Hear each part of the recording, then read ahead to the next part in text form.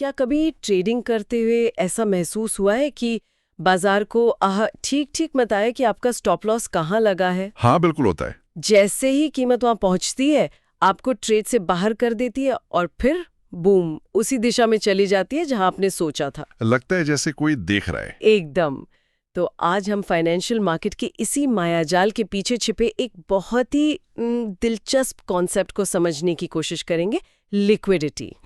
हमारे हाथ the trading geek नाम के एक यूट्यूब चैनल का विश्लेषण लगा है और उनका कहना है कि ये कोई रॉकेट साइंस नहीं बल्कि बाजार का एक फंडामेंटल सिद्धांत है। बिल्कुल। और आज का मकसद सिर्फ किताबी परिभाषाएं रटना नहीं है। नहीं, हम उन ताकतों को समझने की कोशिश करेंगे जो असल में कीमतों को ऊपर नीचे करती हैं। मतलब ये कि लिक्विडिटी की जरूरत किसे है, क्यों है, और ये कैसे तय करती है कि बाजार कब और किधर जाएगा। सही कहा। ये एक तरह से चार्ट्स के पीछे की कहानी को समझने जैसा है। चलिए तो फिर इस बुद्धि को सुलझाते हैं। स्रोत इसे बहुत ही सरल तरीके से समझाता है। हम सब जानते हैं कि बाजार में हर खरीदार के लिए एक विक्रेता होना जरूरी है। हाँ, जीरो सम गेम है। ट्रेडिंग एक जीरो सम गेम है, मतलब हर जीतने वाले के लिए एक हारने वाला भी होता है। तो जब कोई छोटा ट्रेडर अपना ट्रेड हारता है तो वो असल में बाजार में कुछ दे रहा होता है। वो क्या चीज है? वही तो लिक्विडिटी है। अच्छा, आसान भाषा में कहें तो लिक्विडिटी मतलब बाजार में मौजूद पेंडिंग ऑर्डर्स और स्टॉप लॉस का एक बहुत बड़ा सा पूल। एक पूल। हाँ, अब देखिए, हम और आप जैसे छोटे रिटेल ट्रेडर्स के लिए ये कोई बड़ी समस्या नहीं है। हम 1000, 10,000 छोटी रकम से ट्रेड करते हैं। हाँ, या 1 लाख का ट्रेड करते हैं और हमें आसानी से दूसरी तरफ कोई मिल जाता है। लेकिन समस्या तब आती है जब कोई बहुत बड़ी मछली तालाब में उतरती है। हाँ, और स्रोत इन्हें स्मार्ट मनी कहता है, यानी बड़ी संस्थाएं, हेज फंड्स, बैंक्स। ये लोग लाखों करोड़ों डॉलर का ट्रेड करते हैं। जरा सोचिए, क्या कोई बस एक क्लिक में 100 मिलियन डॉलर की खरीदारी कर सकता है? नहीं कर सकता। नहीं, क्योंकि उन्हें दूसरी तरफ 100 मिलियन डॉलर बेचने वाला भी तो चाहिए।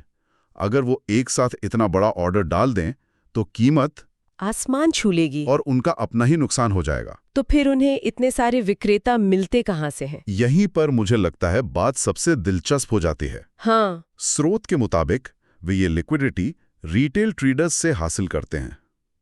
हासिल करने का मतलब क्या है? क्या वो उन्हें हरवाकर ऐसा करते हैं? इसे ऐसे समझिए, स्मार्ट मनी को पता है कि रिटेल ट्रेडर्स कहाँ सोच रहे हैं, अच्छा, वो कौन से पैटर्न इस्तेमाल कर रहे हैं।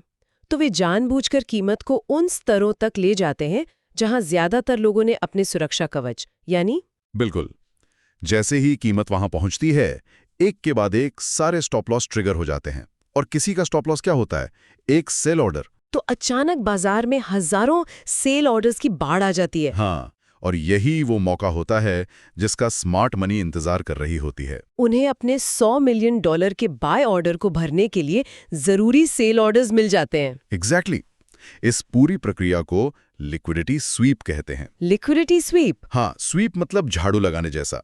स्मार्ट मनी एक झटके में उस एरिया के सारे स्टॉप लॉस ऑर्डर को साफ कर देती है और अपना काम पूरा कर लेती है। तो संक्षेप में, लिक्विडिटी यानी पेंडिंग ऑर्डर्स और स्टॉप लॉस का वो जमावड़ा जो स्मार्ट मनी के लिए ईंधन का काम करता है। एक मिनट रुकिए, ये सुनने में तो बहुत तर्कसंगत लगता है, लेकिन क्या ये एक तरह की कॉन्स्पिरेसी थ्योरी नहीं है? अच्छा सवाल है। मतलब ये मान लेना कि कोई स्मार्ट मनी है जो जानबूझकर हम जैसे छोटे ट्रेडर्स को हरवाने के लिए बाजार को चला रही है।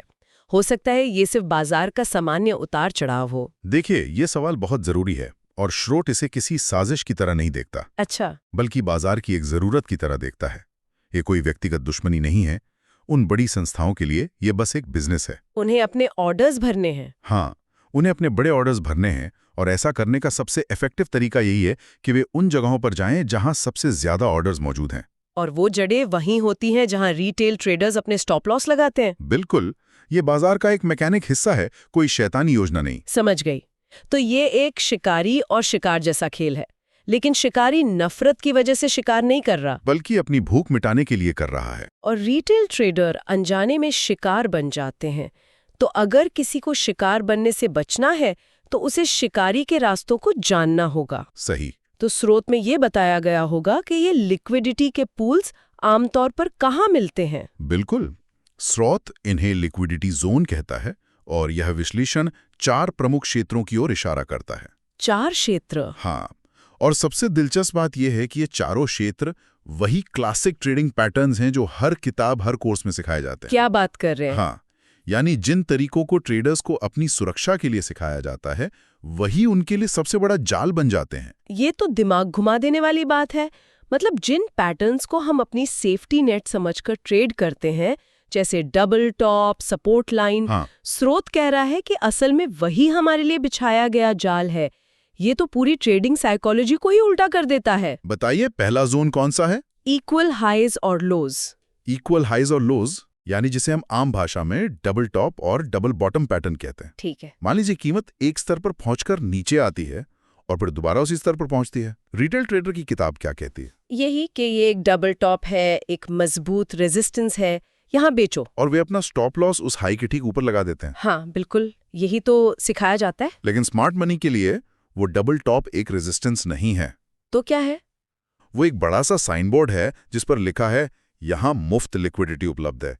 हाँ अच्छा, उन्हें पता है कि उस स्तर के ठीक ऊपर हजारों स्टॉप लॉस ऑर्डर लगे हुए हैं, तो वो क्या करते हैं?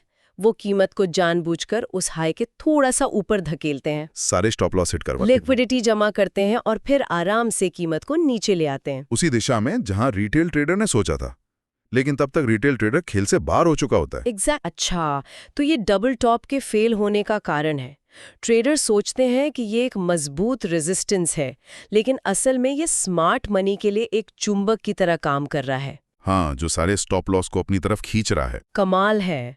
दूसरा जोन क्या है? स्विंग हाइज और लोज। स्विंग हाइज और लोज। कल्पना कीजिए कि बाजार एक अप ट्रेंड में है, यानी लगातार हायर हाई और हायर लो बना रहा है। ठीक है। अब अचानक कीमत पिछले हायर लो को तोड़ देती है।